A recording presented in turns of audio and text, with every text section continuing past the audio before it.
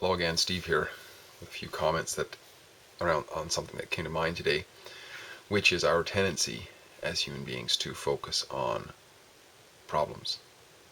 Which is, of course, important, I would say, because without focusing on them to a certain degree, we're not going to find any solutions, right? We're not going to advance.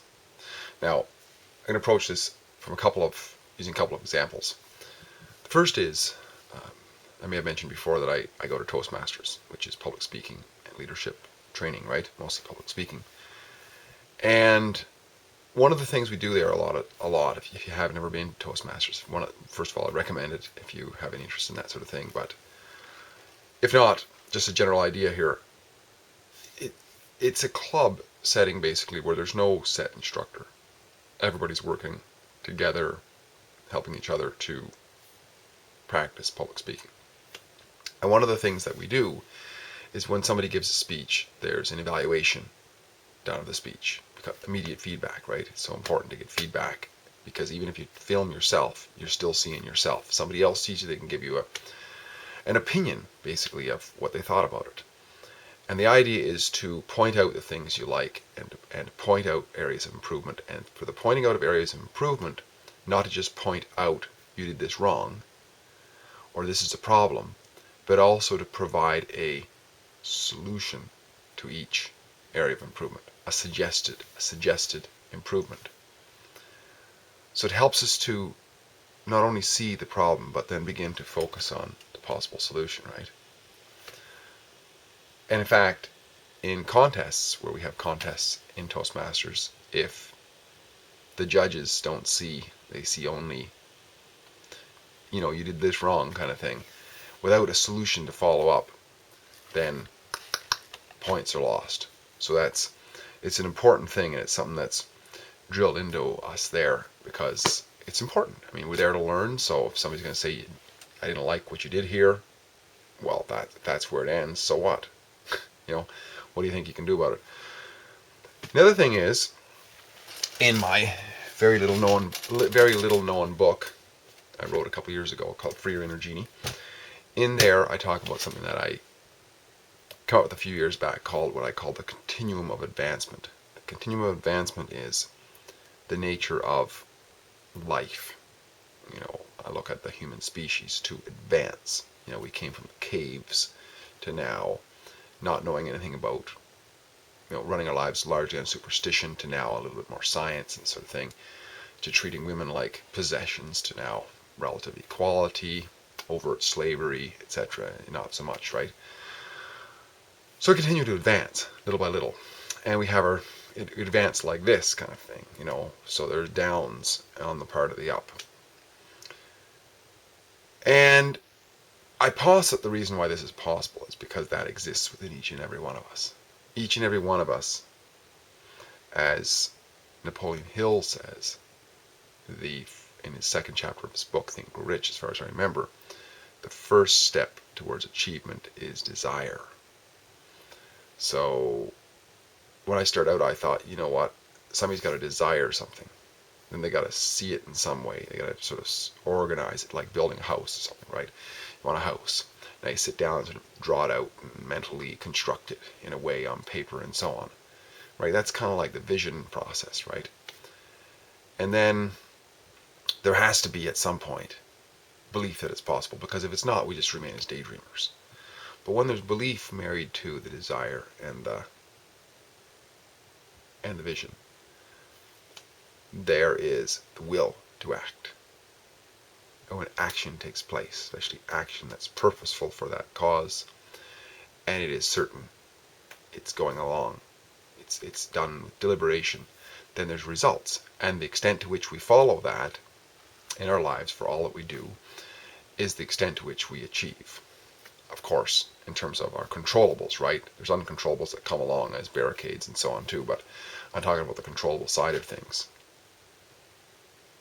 However, after I went through all that, I said, no, desire ain't the first thing. Not the first thing. So where does desire come from? Desire, I would say, comes from the problems we have in our lives. If we want to lose weight, I have a desire to lose weight, well then obviously we're seeing some kind of perceived problem with what we have, our current state, right? The desire to get a little bit more creature comforts, well obviously something's uncomfortable, or relationships and so on, right? So there's a recognition of that. But at a certain point, we have to turn that desire into some constructive opposite possibility. And if we just wallow in it, well, that's what we do, we wallow in it. And I think that happens a lot of times in many areas of our lives, including in the freedom movement.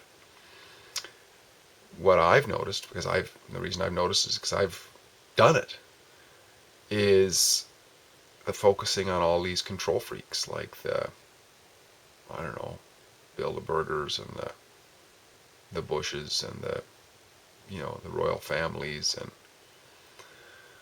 all of these individuals who are, as far as I know, consider themselves to be rulers of something. And at a certain point, though, that recognition has got to be almost shelved, I think. Not completely shelved. It has to be there as a motivation to every once in a while retweak what it is that we want. But at a certain point, we got to focus on what it is that we want and really gun for that.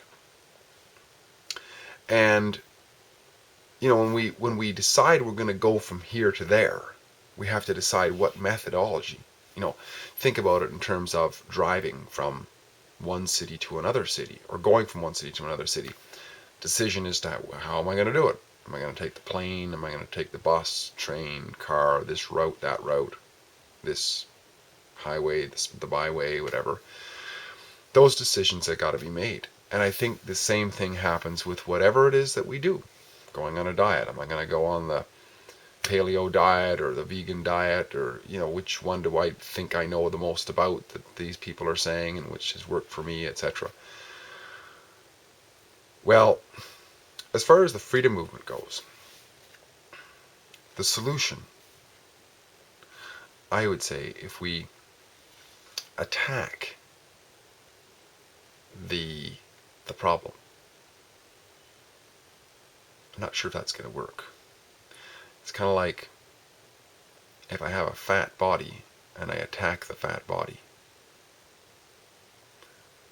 I'm almost at a certain point better to ignore the fat body and just do what I can, do the best I can with what I know, and the fat body kind of takes care of itself.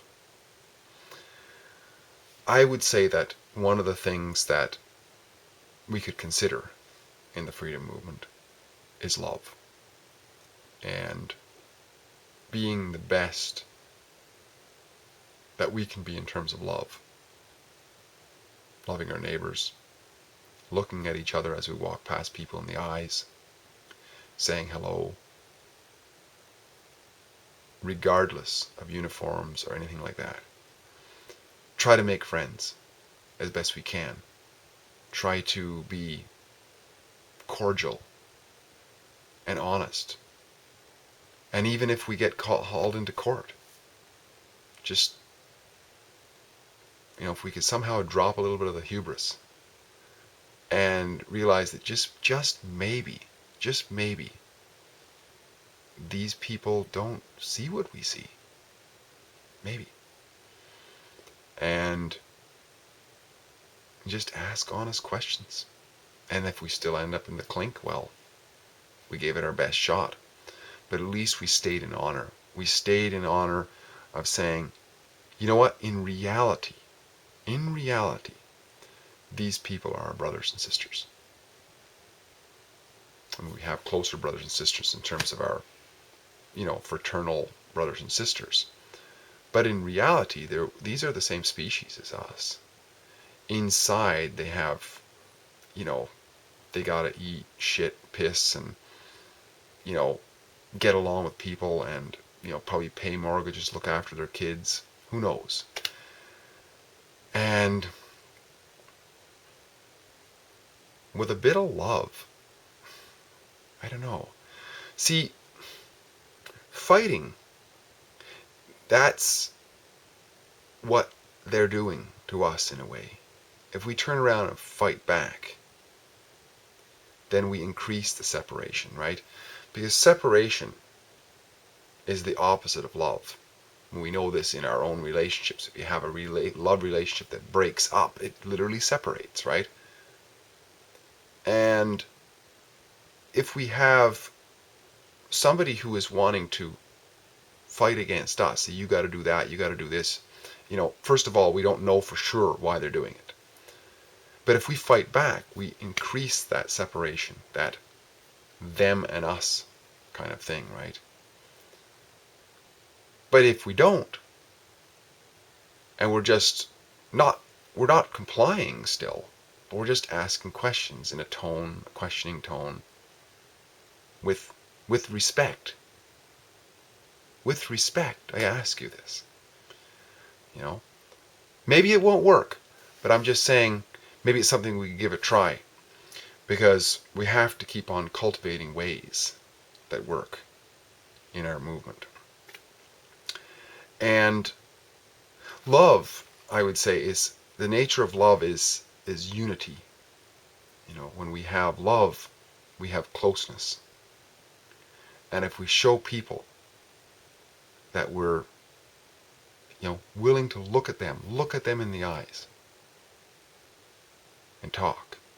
And I realize sometimes there'll be a complete wall. There'll be no getting through. But I'm going to guess the odd time we will get through. We'll get through to the heart of people. They may still be stuck in their little world, but there'll be a little bit of a connection and a little bit of an opening. And I think that will pay big dividends.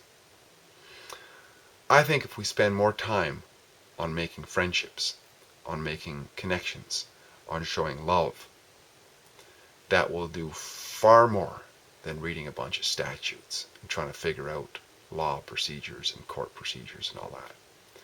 I think we'd be better off to walk in to wherever we're going in, even if we're drug in there in ankle chains, with a big open heart, and showing love, and still realizing that those people are our brothers and sisters. In spite of me not having any historical context as to whether Jesus actually existed or anything,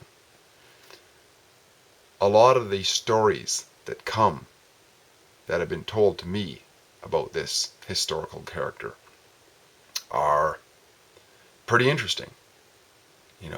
In spite of people beating him up, it's like, Father, forgive them, for they do not know what they're doing. Now,